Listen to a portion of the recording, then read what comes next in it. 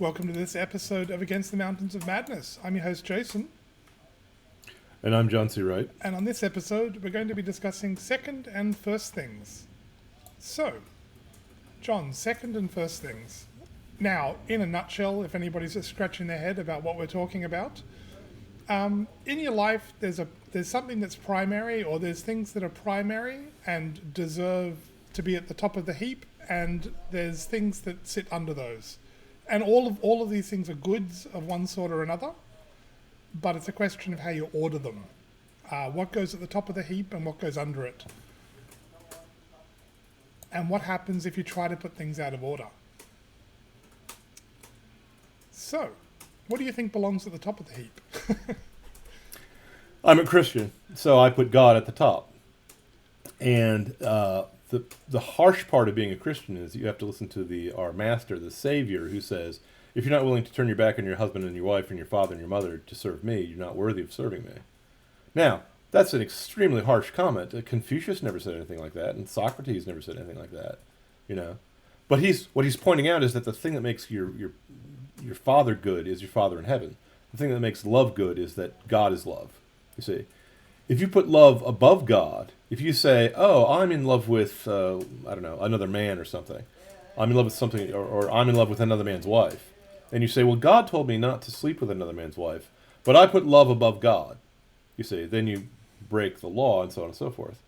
And this is true for anyone's. Now, like I said, I'm a Christian, so I put God at the top, or I should. And every other thing that I regard as being of value in my philosophy, in my Christian philosophy, I say is derived or deduced from God. Justice, truth, beauty. The other things that are transcendentally good. Okay? But even if I weren't a Christian, and for many, many years I was not, I would say that if I had to put truth or logic as my highest priority, anything that was a lower priority, while still being a good thing, if I tried to put it as a high priority, I would get messed up. Let's say that logic or reason was my highest priority. As a rational man, I try to live my life according to reason like a Vulcan, which was my goal back before I was a Christian. And then I say, my sense of honor tells me to tell the truth. And then I say, but this one time, no one's looking, I really think I should put another value higher than, the truth and reason, because this is something I really want. Well, Now, the thing I'm wanting is a good. But the moment I do that, do you see how I mess myself up? Well, it's not always a good, but yes. No, it's not always a good. But the problem is, I think that everything that exists, even things that are remarkably evil, are some sort of distortion or perversion of a good. Oh, I'd agree with that. It's usually a guy who wants to get something good, or he can't get it. Now, having said that, I have to say that psychologically, I look at myself and I look at my fellow man and I say, there are some things in us that actually crave evil. There's some things in us that actually crave, brutality and strength and so on and so forth, and just trampling on the face of the poor, or lusting after the bodies of women, and the other things that we. But even such things as that are distortions or perversions of something that could have been healthy.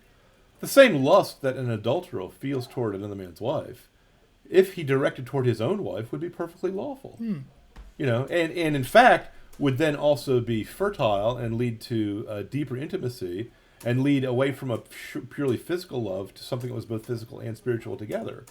You see, marital love, which is a very high form of love indeed. You see. Well, it's tricky. So, it is tricky. To return to the basic idea of first and second things is that whenever you're in an argument, let's say with a leftist, if you were so unwise or so unlucky as to argue with a leftist, and they say, we would like to do some good thing in the world. Let's say feed the poor. And the leftist then says, to feed the poor, we should go to the mansions of the rich, rape and kill all their wives and children in front of their eyes, scoop out their brains, and eat their brains, and then burn their mansions, and then take the money out of their pockets and give it to the poor. And you say, well, wait a minute. The scooping out of the brains might lead to Kuru disease. That seems like an unwise maneuver to me. And I'm not sure about the raping and the eating of their pets and their children and their wives and their servants. Maybe we should just kill them cleanly or something. And so the leftist will then say to you, you hate the poor. You see, because there's a mental trick involved in what he's doing. He's saying that feeding the poor is such an important thing that all other considerations fall by the wayside. You see, so he then derives the conversation away from where and how and why and for what, you know, and it makes it really easy for him because then no matter what he recommends, he says, you know, there is a race of beings of somewhere in our society who is made uncomfortable by this institution or this artifact.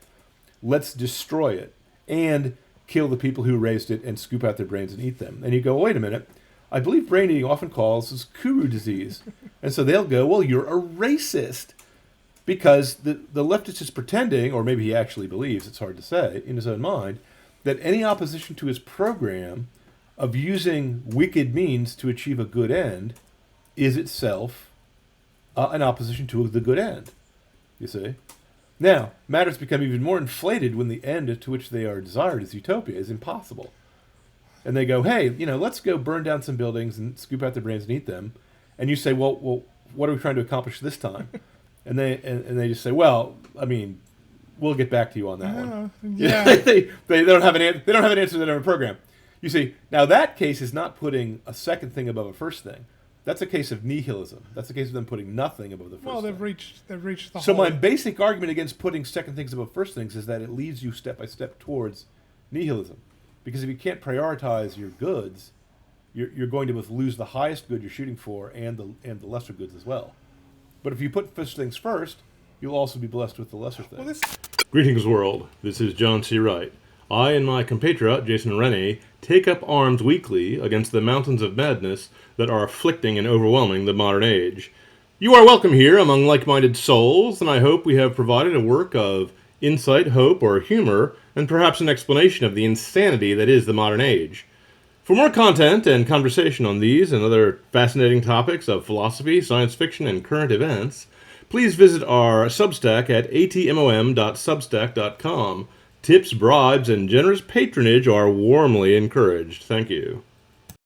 This is one of the interesting things. I was listening to Catholicism by Bishop Robert Barron, and he had what I thought was a really interesting... I hadn't thought of it in these terms, but if you try to make second things first, if you try to put... if you try to put anything before God, who's sort of the foundation of reality itself... If you try to put anything else first, you will spiral into addiction for it, and it'll drive you out of kilter, and it will. He used the word addiction to describe what will happen to you, and I thought this was. I was thinking about this, and I thought that's actually an interesting insight. I mean, on one level, I don't like the language because we live in a culture that wants to medicalize everything and uses... But it's an analogy. It's an analogy. Our culture will say, we'll use addiction as an excuse to say, to excuse abominable behavior. Responsibility, yeah. They use it as an excuse to say, I'm not responsible because I'm an addict. Which, I mean, I'm willing to grant some diminished responsibility, but the flip side of that, of course, is you choose to be an addict at the end of the day, regardless of how hard it is to quit. You chose to start down the path, and you choose to stay on the path. And I will freely admit, it can be very difficult to get off the path, but at the end of the day, you're still choosing to walk that path. You're still... Sure. Even if it's just you're choosing the easy path instead of the hard path, you're still choosing that. I mean... Just as a matter of logic, if you do something to yourself that diminishes your capacity, okay, you inject yourself with a drug that turns your brain off for a while, you technically might not be responsible for what you did when your brain's turned off, but you're the one who turned your brain off. So you're responsible for that act, even if technically you're not responsible for the other acts, and so it happened on your watch. I'm still culpable in law. If I go out and get drunk and go driving, You're not culpable in law for crimes that require specific intent, but you are culpable for the negligence that put you in that situation. Okay, because I mean, Does that make sense? I was just thinking of drink driving laws. I will be punished very harshly if I get behind the wheel drunk and I injure or kill someone, even if I'm completely incompetent at the time I've done it, because I did it to myself. I don't know how the laws work in Australia, but you don't need to show specific intent for drunk driving laws in my country. You don't need to show that the man intended to get drunk and the man intended to drive, if that makes sense. Well, I mean, for murder, for murder or theft, you need to show intent, because theft is, for example, taking away the property of another with the intent to permanently deprive him of it. So if I pick up an object and put it in my pocket without the intent to keep it permanently, I may not be a thief in the eyes of the law. Or if I shoot a gun negligently and hit someone and kill him, I can't be guilty of first degree murder. It's not homicide. Well, yeah. I might be. Well, homicide. I might be guilty of negligent homicide. I might be guilty of third degree murder, sure, because I'm doing something so reckless that it shocks the conscience. Yeah. You know, it's still murder, but it's not first degree murder, because first degree murder is with malice aforethought. Yes. Does that make sense? I So killed my you and answer I meant to do it. Like all lawyers, or like the elves in Tolkien, I will answer both yes and no. Yes, it depends on whether or not it's a specific intention crime, and the law does recognize diminished capacity as an argument to say, I was temporarily insane, I was temporarily not in control of my behavior, so I shouldn't be punished for that. But you're still going to be punished for negligence or something. You're still you're still the one who did the act. Well, I was thinking in terms of drink driving. I mean, even if it wasn't your intent to go driving and you decided it was a good idea after you got drunk, you still got drunk. It's still sort of on you. Well, like I said, drunk driving is one of those things where, Anyway. in the military, if you're given a command and one of the men under your command does something wrong, you are responsible, because your duty was to see to it that he did not do such a thing. Mm-hmm. And if you fail to do it, the military law presumes that you were negligent, that you were a bad commander. Likewise, in law, if you have a dog and he bites someone for the first time, the first bite is free, because you're then the law presumes that you're not on notice that the dog is dangerous. After the first bite, the law presumes you do know the dog is dangerous, and it's your responsibility to train the dog. And if you fail to train the dog, then you're negligent. You're being a bad owner. You need to be punished for that. Oh no, that makes sense. So we're getting a little away from we're getting first a little and second off things. topic. But Well, the question is whether or not when we say addiction, that's a metaphor for vice. Vice is a habit of doing the wrong thing, the same way virtue is a habit of doing the right thing. Does that make sense? Oh yeah. So if you put a second thing above a first thing, basically you're looking for an excuse. Basically you're saying, well, look, obeying the law is important, but feeding the poor is so important, I should be allowed to break the law in this case. Let's say you're Jean Valjean, you're stealing a loaf of bread to prevent yourself from starving. Now, while most people might grant an exception in that particular case, in that rare circumstance, you can't make the exception the rule, because that puts the second thing above the first thing. Yep. If you then say everyone who's starving can steal bread, and then you say everyone who's hungry can steal bread, and then you can say everyone who's skipped a meal can steal bread, and then you can say, well, everyone who's kind of got a sweet tooth can steal cake, and then you can say, well, stealing money to buy bread is the same thing, and then you just say we're just going to abolish all property. At some point, you're saying everybody who feels downtrodden can loot Target. That seems to be where it's going. Because that's exactly where it's going, because they put a second thing above a first thing. They say that the injustice that law is trying to prevent, if the law gets in the way of our sense of justice, then it should be broken. Many Americans, we Americans are the sons of rebels. We betrayed our loyalty to the English crown. So we are willing to grant that in certain limited circumstances, rebellion is permissible. Why? But we Americans claim in our founding documents that there was a first thing that's above loyalty to the king, that the king was supposed to be obeying, and that he broke the contract first. Okay? Now, whether you believe that reasoning or not, whether you're a monarchist or a Republican, be that as it may, the argument still has the same shape of trying to put the first things first and second things second. But once you say, but I can break the law, in every position, not just when the king is trying to be a tyrant.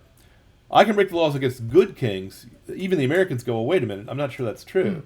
And then they go, I can break any law that's an injustice. You go, well, maybe you're supposed to endure a certain amount of injustice for the sake of the social order or for the sake of not causing a war. And then you say, anytime I feel aggrieved, even if the grievance is imaginary or happened 200 years ago or happened 1,000 years ago or never happened, at the moment when you go, any act of psychological imbalance allows you to loot a target. Well, this is... I mean, the problem with putting any lower good above a higher good is that once you have that as an excuse, the excuse will expand. Always. Well, you cannot make the exception into the rule. That's a problem. Though you should perhaps have exceptions to rules in cases that the rule is not meant to cover. Well, that's the problem with everything, isn't it? Yeah, we call it original sin. Well, no, but I mean, you allow a reasonable exception, but that exception will expand over time. Right. It's reasonable to divorce your husband if he violently beats you. Let's say if he cheats on you, because that's a clear case. Well, no. But, even Christ himself said that you can get a divorce hang on. for actually, that was infidelity. my point. I leave adultery aside. Take an example of like he beats you and puts you in the hospital. The classic sort of domestic violence is complicated, but let's just take the classic, although surprisingly rare example of the husband who just violently beats his wife because she slightly overcooked his dinner. Like just a really unreasonable example. Like a really obviously completely irrationally unreasonable behavior. Like an evil behavior on the part of the husband. Evil. And you grant it's permissible to divorce in this case because the husband has effectively abandoned his duty to his wife. That's reasonable. I mean, that's like, it's maybe not strictly in line with you can only get a divorce in very limited cases, but it seems like a reasonable case to put under the umbrella. But as soon as you allow abuse as a grounds for a divorce, before you know it, well, he talked mean to me and slammed the door during an argument. I am in an emotionally abusive relationship. Like people will seek to expand that and take that as an excuse. Like, I mean, it gets ridiculous. Here in America, we have sexual harassment laws, which originally there we go. That's were a meant great example. for when your boss came in and said, "I would like you to copulate with me, otherwise I'm going to fire you," and it was quite clear cut. Yes. You see, the guy was then trying to use his position of power over your livelihood to compel you into fornication. That was what those laws were meant to stop.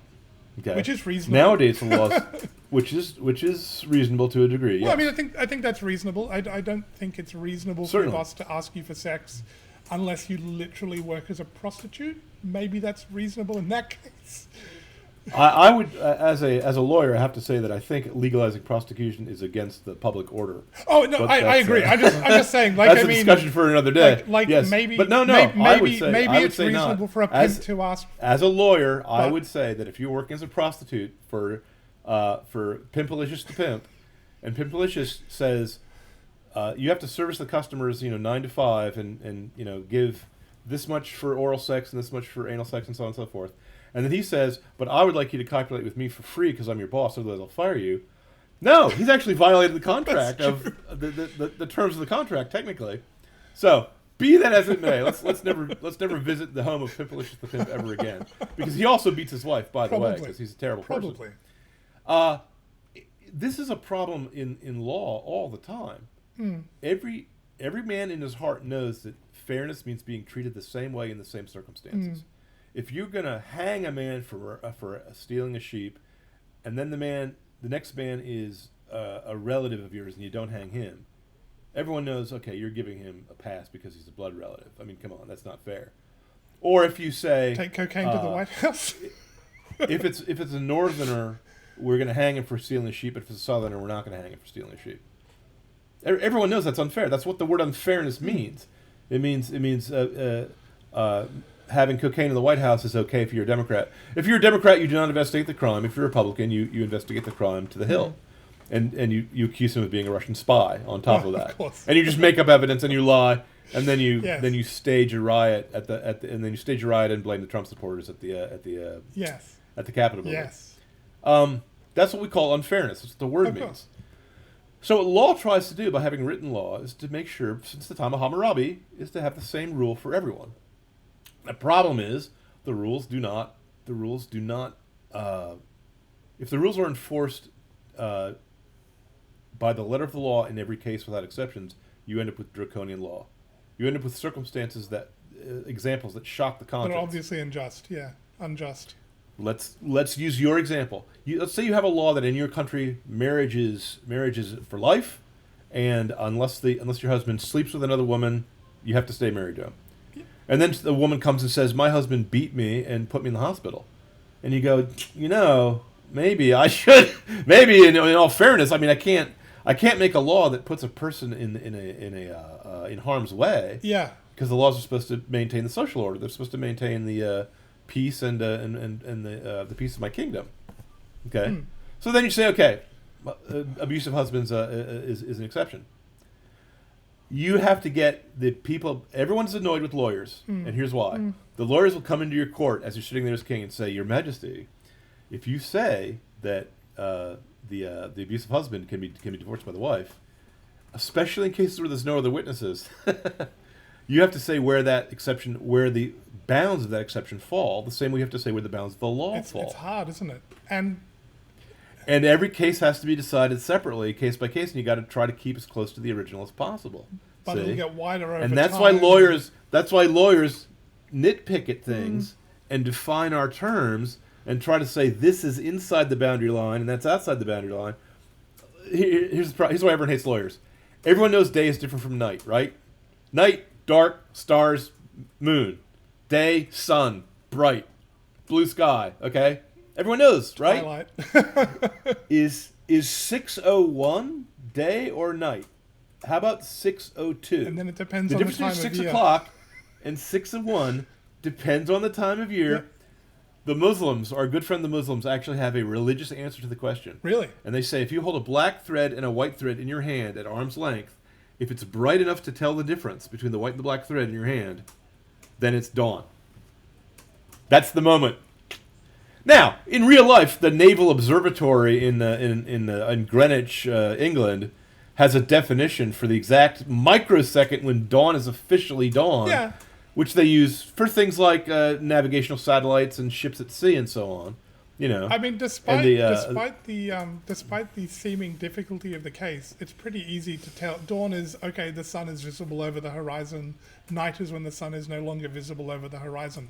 It's pretty easy to have a line. Easy to have a line there. That works for 99% of the cases, until the lawyers come into the throne room and say, "Well, Your Majesty, the half of the sun was above the horizon in this part of your kingdom, but in here there were mountains in the way." And is it the same time? Now, here's what makes it worse. True. The time zones in America, do you know who made those up? That Eastern time was different from Central time, was different from Mountain time? Railroads. Those were invented by private companies cooperating their train schedules across country. It was not made up by the federal government. It was later ratified by the government because the government got into everything. Yeah.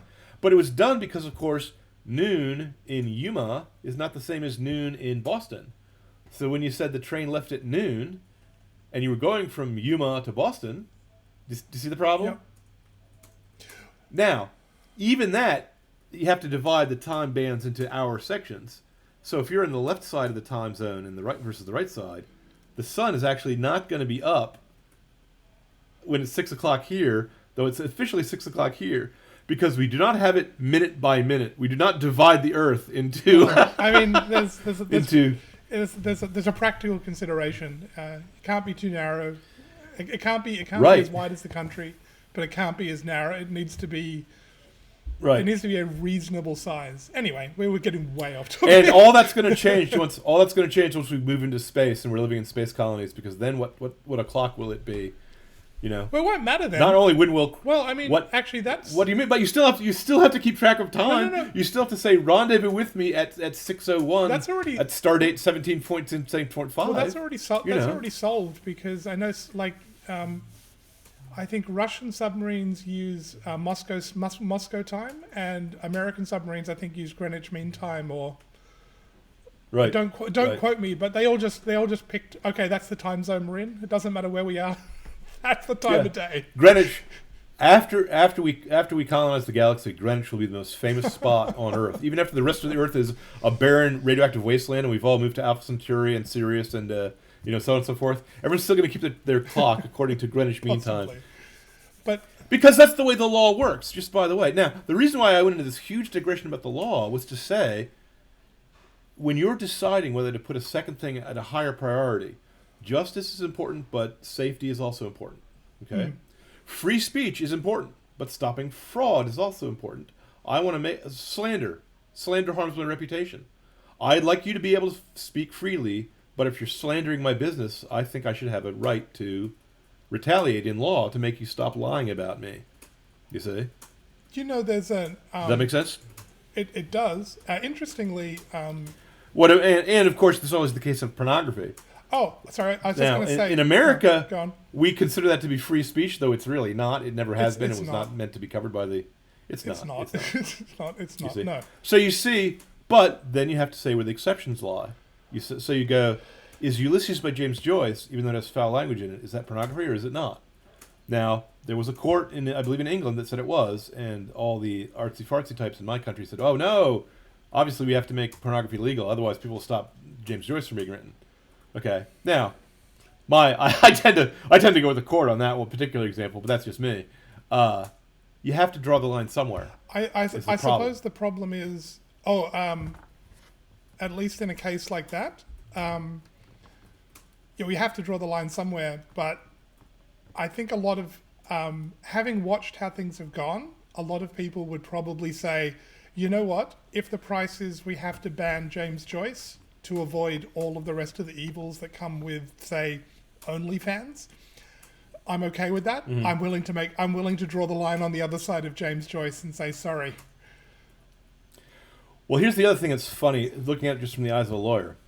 There are people who want to promote, let's say Playboy, let's say OnlyFans, but they're also the ones who want to censor my political speech, which is what the First Amendment in America was meant to protect. That's the irony, isn't it?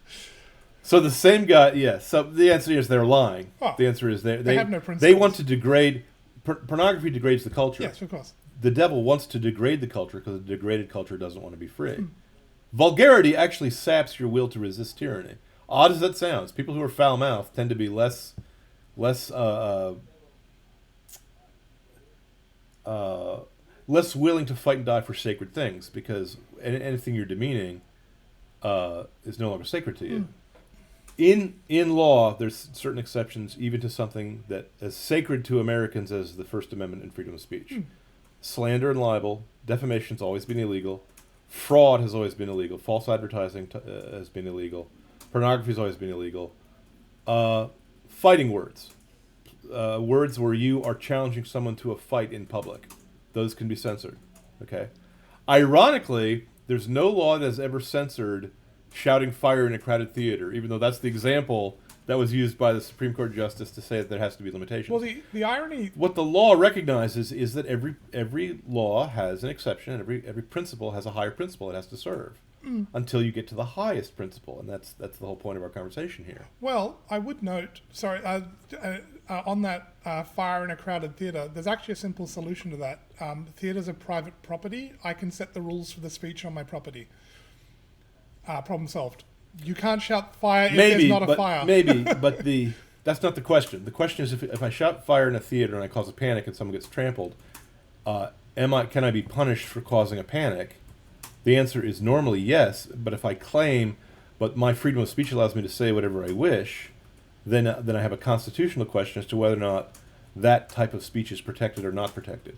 If that speech is not protected, then of course I am liable for causing a panic and having people trampled. That's a well-established principle in law. You are not allowed to start stampedes. You're responsible for the consequences of your speech, to some degree at least. And that's tricky too. If you use anything, well, all torts, or if you sue someone for doing something negligently, for breaking a contract or for causing an accident, you have to weigh the various factors involved and establish the degree of responsibility. Now, if you live in a country, as I do, where nobody wants to be responsible for anything at any time, then it's really hard to have reasonable laws, because the laws have to follow the culture. You see? Laws are meant to prioritize the behaviors that we all share in public. That's why in American law we have case laws and we have statutes, but we also have a constitution, and the constitution is based on principles that are enunciated in our Declaration of Independence. Mm. And if you put anything above the highest principle, you mess up the rest of the law. Of course. You see, if you put, let's say, equality above fairness, you get reverse discrimination. You get affirmative action. So that if the Supreme Court strikes down the affirmative action rule at Harvard, let's say, which has just happened in my country, they are reorganizing the priorities in their proper order, and those whose lives and philosophy and worldview depend on disorder of priorities, object. And they will object in the name of a higher priority that they think should be higher. They think equality should be higher than equity, for example. They think that that liberty has to be destroyed in order for equality to be upheld. They regard those two things as opposites rather than as complementary. Does that make sense? If whenever you put a second thing above a first thing, you make it into a weapon. You make it into a club. If I can make it so my concern for the poor allows me to rob you, then I can also use my concern for the poor to do anything else to you that I want. I can also say, well, my concern for the poor requires that you now work for me. So not only am I robbing you, but I'm also enslaving you. That's true. You know. Well, or I can say, well, you're an enemy of the poor, and I murder you. So now my concern for the poor makes me not just a thief and a slaver, but a murderer. No, so now I can use it for anything, and that's the problem we were just discussing. The problem is, where do you draw the exceptions? Everything has to be prioritized, because whenever something, you can't avoid conflict. Yeah, of course. Whenever two of your principles are in conflict, one of them is going to win. Okay. Yeah. And the only question is, what's the higher principle that both of those principles agree to, that's going to set which one wins in this case? Mm. That's why your thinking basically has to form a pyramid, or you're going to be a leftist, or you're going to have a mental mess. Well, one of the things that inspired my thought to suggest this episode was we've both read The Great Divorce by C.S. Lewis. Yes. Brilliant book. His depiction of hell, everybody in hell... Well, no. So for people who haven't read the book, go and read it. We'll wait. No. Now that everyone's read it. He has this... so it's basically people... It starts off in a dreary town, which turns out to be... The town isn't hell, it's like the antechamber of hell. It's like the purgatory that's fair. of hell. I mean, read the book, you'll like it. It's on an excursion to heaven, on the excursion from the outskirts of hell to the outskirts of heaven on a bus. But everyone in hell, well, everyone, I'm just going to say hell because he makes the observation that for everybody in the place who doesn't take the bus and then go on to deep heaven, this becomes hell. But for everyone who does make the trip, this is just purgatory, which I thought was an interesting idea. But anyway, everyone in hell has done the, I want something more than God.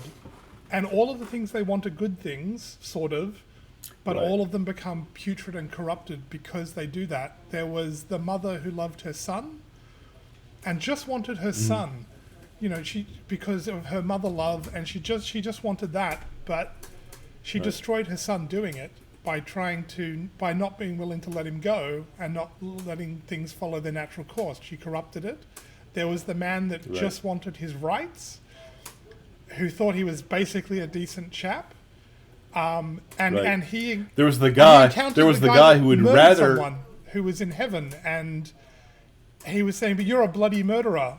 I just wanted my rights. And he goes, oh, I was half mad when I murdered him. He's here as well, and we've made up. But you murdered him in your heart for years. And he won't accept that actually, he needs to let this go. But for me, there's a guy. No, let me interrupt. sorry, There's a guy who is so interested in discussing theology that he's not willing to go to heaven and find out the truth of the matter. He wants to go to a lecture because he believes his opinion is as good. His opinion is as good as any other man's. So did you see the problem? And he wants to go to a Each of these lecture on things is a good theology, thing. which I think is hilarious. These things are all good things in and of themselves. There's nothing wrong with mother love. It's beautiful. There's nothing wrong with standing on your rights. That's absolutely necessary. There's certainly nothing wrong with discussing theology. I hope not. It's like the dogs talking what the humans are up to. They can't really understand what's going on, but they should at least pay attention to what their master's doing. But if you put the secondary thing above the source of the thing, you block the stream. Yeah. The source is where the stuff comes from, you say. So in the Bible, there's a brilliant passage where Lucifer wishes to put his throne above the stars of God, and that's what causes his fall. Now, according to Christian lore, Lucifer is actually the brightest of the angels. He's not the least of them. He's not the private. He's the major general. He's the commander in chief. Okay, he's the big guy. Well, not anymore. His place was taken by St. Peter. All the fallen angels have their places taken by human saints, which really burns their cheese. They really are annoyed at that. But what was the problem? It's not like Lucifer wasn't an angel. He was a good thing at first. He was not created evil at first. Well, likewise, the Marxist concern for the poor is not a bad thing, if they were actually concerned for the poor. You see what I'm saying? Yes. But when they use concern for the poor as an excuse for bloody rebellion, it's pretty clear that they want rebellion. But even if they're sincere, let's give them the benefit of the doubt. Let's assume they're sincere. They're not going to get what they want. If you put the second thing above the first thing, it's like bending a water hose. You cut off the result from the source, so you don't get the result. Whereas if you put first things first, like I said before, everything will work. In a capitalist society, not only do you get private property, which is a good thing, but you also get wealth and prosperity, which actually helps the poor, even though they can't take your property to feed themselves, and you do have starvation among the poor. But you have starvation in Russia too. In fact, more of it. So, putting a second thing above a first thing as an excuse to break the first thing. Once you break the first thing, all that happens is reality retaliates. And reality exists. Reality retaliates by breaking everything that was depending on the first thing. If you saw off the branch you're sitting on, you will fall down when the branch falls down. You see? Well, I was reminded of, I was thinking of the case of, I apologize, this will get a little graphic. Remember when we? So everyone who's tenderhearted has to jump to the timestamp that you're. Well, I'll be as nice as I can be, but I was thinking just be elliptical. Well, that's fine. But we're talking about when we talked about Aquinas, one of the things was the pursuit of pleasure and the hedonist. The hedonist tries to put the hedonist tries to put happiness as the primary ideal, or tries to put the pursuit of pleasure as their primary goal. I'm thinking of people that pursue sex as their primary good. And let's use Hugh Hefner as an example. Well, hang on. Because I'll get there. If you see him, he looks okay. I'll get to that. Please. But I think like you're trying to pursue sex as your highest ideal. And I mean, sex is properly done, as it's meant to be done, is you meet a nice girl, you make, if you're a boy, you meet a nice person of the other sex, and you court in some fashion. Sometimes it's controlled by family. Ask her father for permission to court her first. That's fine. Okay, I mean that's okay. You can have there's different ways of going about it, but the intention is yes, but there's only one right way, which is yes, the father. That's first, fine. so. But you meet a nice girl, and then you get her family's permission. That makes sense because that provides some quality control. But then, but you meet your nice girl, and then you make promises to each other to be faithful to each other. You honor those promises, and then you come together to enjoy each other and in a florid marriage bower. Sex when after a beautiful celebration. Sex when done right is centered on the other person having a good time, and it makes children, and then you have families, and it's wonderful. I have to interrupt. You have to be a little more poetical about this because you make the promises both in front of the community and in front of God. Yes. The girl is dressed up in her most beautiful dress. There's flowers everywhere. You carry her over the threshold to the honeymoon bower. In intimacy and love, you then copulate like mad weasels, and she gets pregnant. Yes. Okay? Now, the pregnancy part is the part that people who love sex say they don't like, even though sexual reproduction is part of sexual reproduction. Yes. You see? They're once again they're trying to put a second thing above a first. Well, no, thing. this is it. Yeah. The pleasure. Well, hang on. The pleasure of the sex is a side effect of the sex act. Well, that's it. They're see? trying to pursue the sexual pleasure, and then what happens? It just gets so off track as they. Right. It starts with, well, you don't want to make the promises, or you want to make the promises tentatively. You don't want to make the promises. Yeah. Effectively, you don't want to make promises. You want to make promises riddled through with exceptions that make it okay to break them. Right. And then you don't want to make the promises at all, and then you start to pursue sex outside of marriage If I entirely. may. Yep. If I may, the modern man goes to the girl and says, "I will love you forever until tomorrow." Well, yeah, that's Because saying "I will love you forever" is absolutely natural to human beings. It's the way when you Yes. fall in love, that's what happens. yes, But if you start riddling it with exceptions, you'll go, "I will love you until I meet a younger, sweeter thing." Now, no girl in her right mind would agree to such a proposition. That's insane. You Of say, course. but once you start riddling and both the parties natural do that. desire of lovers to promise love to each other, to be true to each other, is the first thing to go. Of course, but it gets Because then they both kind of pretend, oh, this is just a one night stand. We'll just be friends with benefits for now. We'll just then we can see other people. We'll have an open doesn't work relationship. like that. It's free love. No, and they of course catch not. feelings, Of course not. and it ends badly. Oh, of course it doesn't. It the, can't the, work. the women get the worst of it because men can sometimes grow callous and harden their hearts and hate the women that they're embracing. But it's rather hard for women to hate the men. Well, They can do it, but it's harder. this is how it goes because now when you're saying sex outside of marriage, then you end up with babies. So you end up having to murder. Well, you have to make the sex sterile. So you start using contraception because a child would be inconvenient. Then the contraception fails, so you need to graduate from sterilizing, taking the purpose of sex, making it sterile. So you've taken away its actual primary purpose, and now you need Sex to without murder sex. the babies. You're trying if to they're in get. the way. You're not trying to have your cake and eat it too. You're trying to have sex without sex. Yes, but it gets You're trying to have the union without the unity. well. That's it. I mean, the whole purpose of sex when done right between a married couple, you'll bring new life into the world. It will bind you together, and it will. And you'll become one flesh. Yes, and it will. And for this reason, a man will leave his family and cleave to his wife, and they will become one. That's what sex is for. That's why it's so pleasant. It's like the ecstasy of heaven. Yes. Okay? That's why all the seculars, that's why all the atheists love sex, because they don't know heaven. And so they're trying to put the second thing, God's little promise of what love is really like to us. It's a foreshadowing. It's like a free sample before you decide to buy. Okay? But it just gets more. Yeah, but it just gets so off the rails. I mean, like once you've got to the point where you go, sex is a good thing. Sex outside of marriage must be good because then there's not these horrible promises I have to make to be faithful and true and be happy. I don't want to be happy. I just want to have sex. Okay, well, then you have sex without happiness, and you father some bastards. Then you go, I will not acknowledge, even if you're the president of the United States, you go, I will not acknowledge the bastard child of nor will I have my son pay for her. Okay? Okay, thank you very much. Timeline.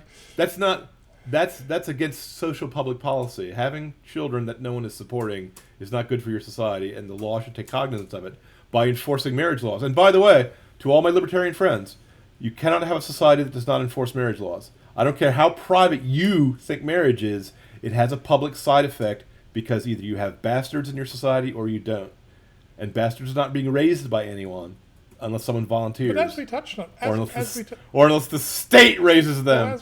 That's fun. As we touched on the libertarian episode, at the end of the day, marriage is more than a contract, but also marriage is a contract, and libertarians are big on contracts. Just keep your marriage vows. That's the contract you signed.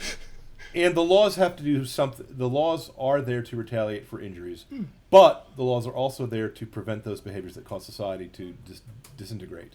And if families disintegrate, society disintegrate. That's the way it is.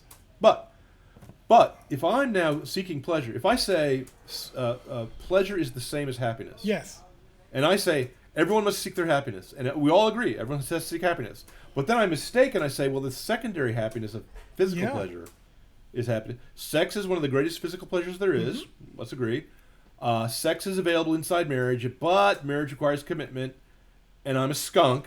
Therefore, as a skunk American, I feel it is unfair to me not to let me fornicate around like Hugh Hefner.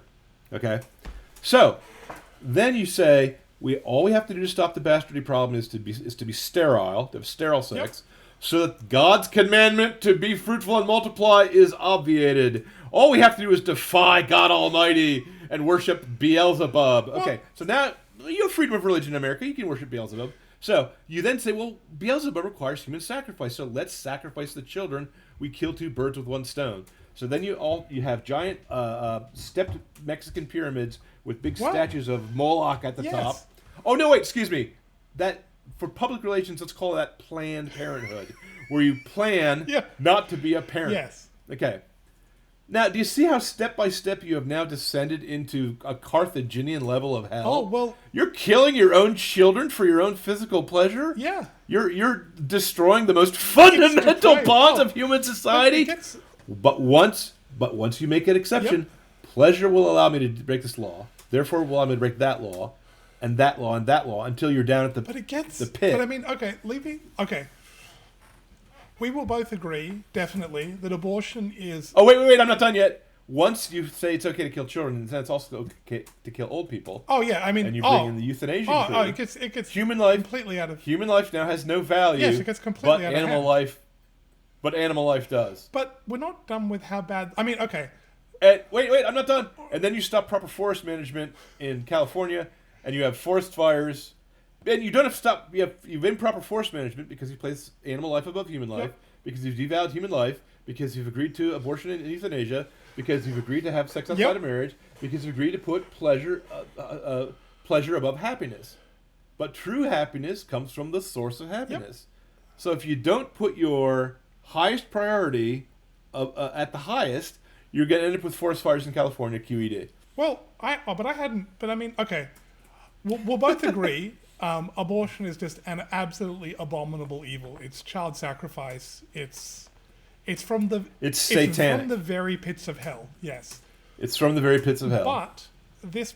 Wait, let me interrupt to say one thing. I'm sorry. Okay. Even Dante, when Dante made a diagram of what he speculated was what's in the pits of hell, he did not have a level 4 abortionist because he couldn't imagine it. He could not imagine anything that low. Well, I mean, it's... He had a ring for murderers... And he had a ring for traitors, but the traitors were at the very, very bottom. Okay?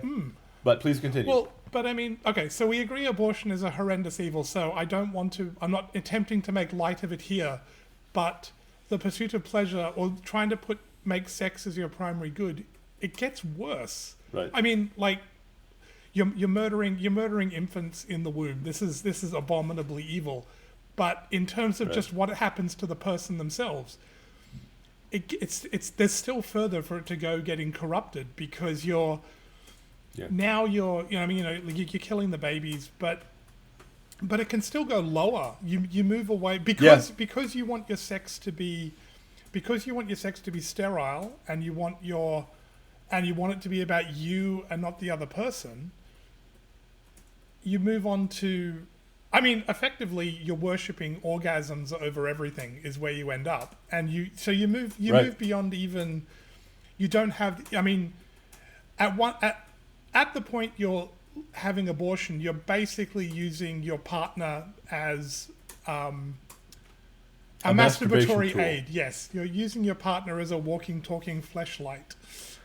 Now, then, once you've reached that point where sex is a masturbatory aid and not sex. Homosex becomes perfectly licit. Well, you don't even need a partner at that point. Pornography will work just as well. And before you, because pornography is infinitely selfish in the same way that true love is infinitely unselfish. Because when you are true love with a girl, you promise her your life. You promise her everything, and she promises you her. You own each other at that point. You become each other. But pornography is you're just exploiting. You're using the other person in the most disposable way possible, and as an instrument. And then at the end of the journey, you reach Hugh Hefner. Apparently, in his old age, didn't have sex with the bunnies anymore. He would masturbate alone to homosexual pornography. while the I saw an just, interview with him. Wow, that's I saw an interview in him in his old age, and I looked at his dead, soulless eyes, and I felt pity for him. And I'm not a guy who's easily moved to pity. I don't like feeling pity for people. I like vengeance because I'm a very bad Christian. But I'm talking about my nature. I'm not talking about what I desire. I desire justice. I desire pity. I desire mercy. Otherwise, I'm not going to get any mercy. But I looked in his eyes, and even I felt pity for the man. Here he was, surrounded by the most beautiful women on the planet. Let's say in the top 10% at least, or top 1%. Yeah. Maybe not the most beautiful woman because I married her, but very beautiful women. Okay, who were women who were of loose and easy morals, who were willing. his women. ideal. In front of a mansion, and he was a millionaire, a billionaire. Okay, and he himself personally had changed society from disapproving to pornography to approving of it because he had presidents and kings come by his house. And his life was so empty and so meaningless and so horrible that you could not have paid me any amount of money to switch places with him. It looks at Because he was in hell. He was in misery. I could see it in his eyes. Even though he was smiling for the camera and going, "Oh yeah, I'd like to marry the girl next door. That was my whole pornography empire was based on that." Ha ha ha ha ha ha. And I thought, this guy's going to probably kill himself. He looked that sad to me. Okay? Now, maybe it's just in my head. Maybe I was reading something into it that wasn't there. But sex is for unity. Sex is to become one with another. you can't divide it into. While many men, when they're young, think it would be great to have a harem, okay, you can't become one with many. And with apologies to my Mormon friends, it doesn't work, okay? All that happens is you get a situation like in the early parts of the Bible where the mothers don't let the sons play with each other and they become enemies with each other. You create a civil war in your own house, if nothing else. Sex is for unity. But it's so if you have an act that you and I are calling now mutual masturbation, there's no unity there. Once you have sex without unity, it's not really sex anymore. Even your organism is going to be just the thing. It's going to be the thing without meaning. It's going to masturbation. It's going to be clear. Horrible. Hang on, to be clear, it's going to invert. Just to be clear, we're not suggesting having sex with. Rubbing genitals together with another person is always sex in the sense of it has a particular place, it belongs in a particular place, and it's not licit to do this outside of the proper bounds.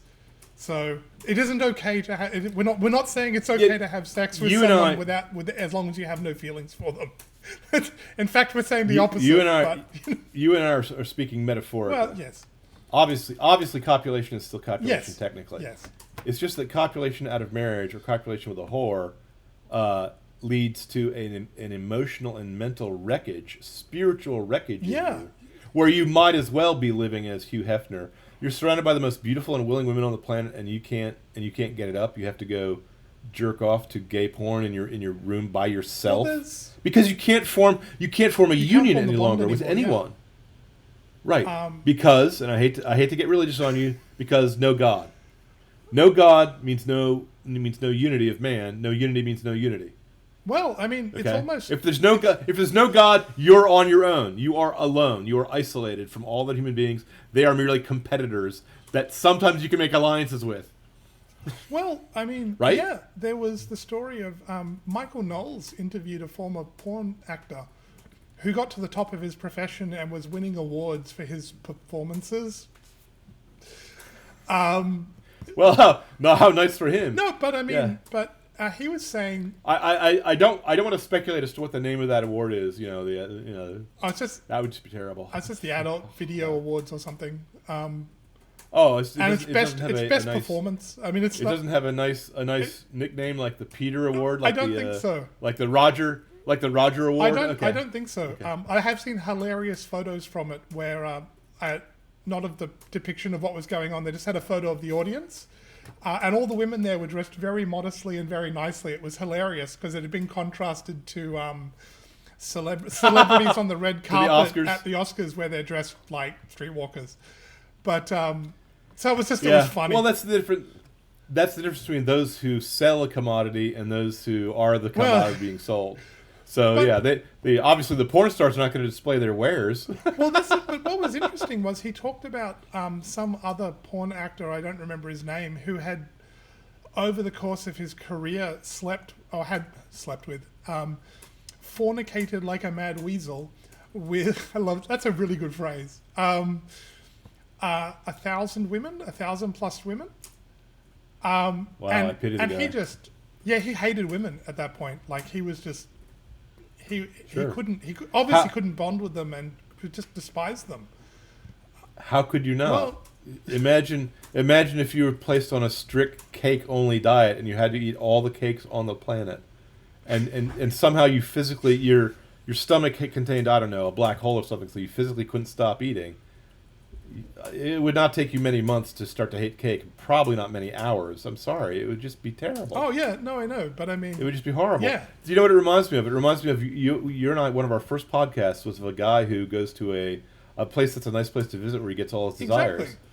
You know, wine, women, and song. But I'm sorry, unless instrumental desires are meant to point to a purpose. Yep. You say all these things are trying to use an evil means to try to get to a good end.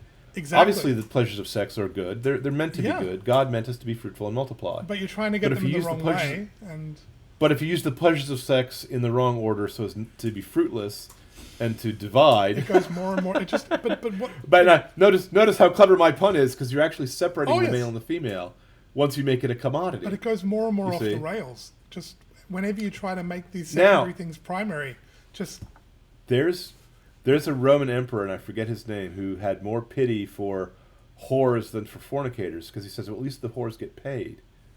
You see. God says that in Isaiah. Well, he's talking. Oh, he he's does? talk- I thought okay, it- I thought I it was think someone it's else. Isaiah, but there's definitely a passage in the Bible. I mean, it's a metaphor for Israel running after other gods. But God says like, effectively, at least whores get paid. You are doing this for free. Yeah. So what makes women even willing to be this lascivious, being willing to do it to themselves? I think they've just been deceived. They've been lied I to. just- They've been I, fed a lot I of think their nonsense. menfolk have let them down. Yeah, they've But been that's told a lies. topic. I'm sorry. They've been told lies That's a and led topic- astray. It's a topic for another episode. That's a topic for another day, probably for a lot of episodes, because weak men make women crazy, and crazy women make men weak, and there's a certain feedback loop that makes it hard to say who started it. I blame the serpent in Eden. That's fair. Myself, because he's yeah. the one who came up with the idea of putting a second thing first. Yeah. Look, knowledge is good. God obviously wants you to have the knowledge of good and evil, so why not taste the apple? Because what the serpent did, the serpent's lie, the lie that he says is God, the highest thing, the I am I, the necessary being, the fundamental reality. Let's for our atheist friends, let's just say reality, if you don't want to call it God. Fundamental reality. If the serpent says fundamental reality is your obstacle, is standing in your way, therefore embrace unreality, tell lies and believe lies, and you will be happier, then you become a left winger. You become a Gnostic. You become a Marxist. Well, you You become become someone who's disconnected from reality. You become a liar and a believer in lies. you become less. Well, you become. I'm slightly reluctant. You become I'm weak. slightly reluctant to say this, but you give up. You forsake your humanity and become merely an animal. I'm reluctant to Yeah. say. I'm reluctant to say it because this will later be. Let us this say- will be used as a let us justification say- to kill them. No. Let us say you try to become an animal, because obviously you can't actually sell your soul. It doesn't belong to you. Well, it's- You try to give up your humanity, but you can't really do it. So you end up being something kind of worse than an Well, yeah, animal. You end up you- being a wretched human. You say you end up being a devil human, damned. You end up damning yourself. Well- I mean, that's what the word. That's what we're talking about. You end up making yourself unfit for life. On that note, don't put second things first, because not only will you lose the first thing, you will lose the second thing. But if you take, And I gotta say, but if you put I have to first say one things, other but thing. if you hang on, but if you put first things first, you will also get to enjoy all of the second things because you will enjoy them properly. And all these other blessings will be added to you. You see, the problem is a friend of mine once summed it up so perfectly. I have to just quote Sure. him. Whenever someone says the ends justify the means, and I'm using that as an example of putting a second thing first, because then you're saying this justifies my my malefaction. Whenever someone says the ends justify the means, the devils in hell rejoice. That's probably unfortunately true. Yeah. So, thank you for joining us. Check out all of the places you can view this, linked below and from the short at the start. And we'll talk to you next time. Like, share, and subscribe.